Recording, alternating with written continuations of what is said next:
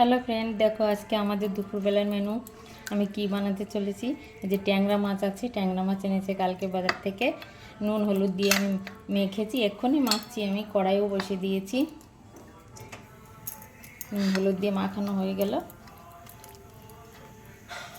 কড়াই গরম হয়ে গেছে, তেল দিয়ে দিচ্ছি। মাছটা ধীরে ধীরে করে ভেজে নেব। এই মাছটা কিন্তু খুবই ফাটে, ভাজার সময় খুব সাবধান করে ভাজতে হবে, কারণ ভীষণ ফাটে মাছটা। মাছটা দিয়ে দিচ্ছি। দেখো বন্ধুরা, মাছটা ভেজে নামিয়ে নিয়েছি। এখানে সজনে ডাঁটা আলু দিয়ে মাছের ঝোলটা করব। মাছ ভাজা তেল রয়েছে, এর মধ্যেই বসিয়ে দিচ্ছি। একটুখানি জিরে দিয়ে দিলাম, আর দিয়ে দেবে আলুটা। আলুটা একটু ছোটো সাইজের, তাই জন্য এরকম কাটা হয়েছে। লম্বা সাইজের থাকলে লম্বা লম্বা কাটা হতো।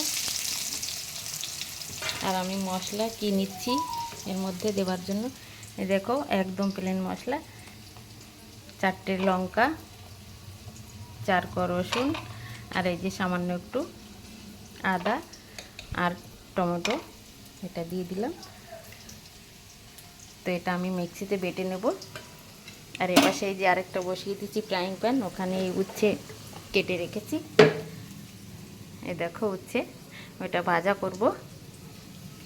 এটাও বসিয়ে দিচ্ছি। এটাও বসাচ্ছি, আর এদিকে তরকারিটাও বসিয়ে দিচ্ছি, একসঙ্গে হয়ে যাবে। ঠিক আছে, দেখো মশলাটা বেটে নিয়েছি। আলুটা ওই যে লাল করে ভেজে নিলাম। সরিয়ে ডাঁটাটা দিয়ে দিচ্ছি, একটু নেড়ে চেড়ে।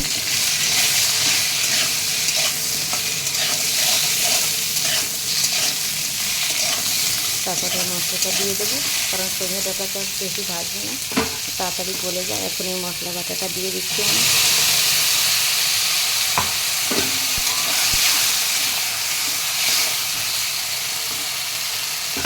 আর এর মধ্যে দিয়ে দেবো আমি একটু জিরের গুঁড়ো,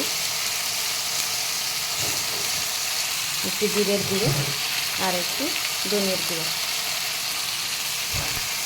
আর দিয়ে দেবো পরিমাণ মতো নুন, দিয়ে দেবো হলুদ।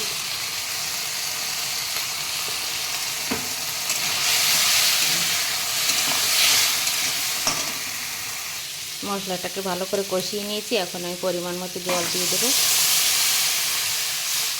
এখানে উচ্ছে ভাজা হচ্ছে, জলটা দিয়ে ভালো করে ফুটে নিই। দেখো বন্ধুরা, তরকারিটা ফুটে উঠেছে। আমি মাছটা দিয়ে দিচ্ছি পুরোটা। মাছের ঝোলটা হয়ে গিয়েছে, দেখুন কত সুন্দর লাগছে, কালারটাও কত সুন্দর হয়েছে। আমি নামিয়ে দিচ্ছি।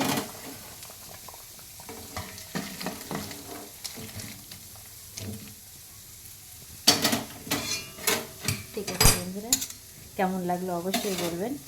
Tata, bye bye.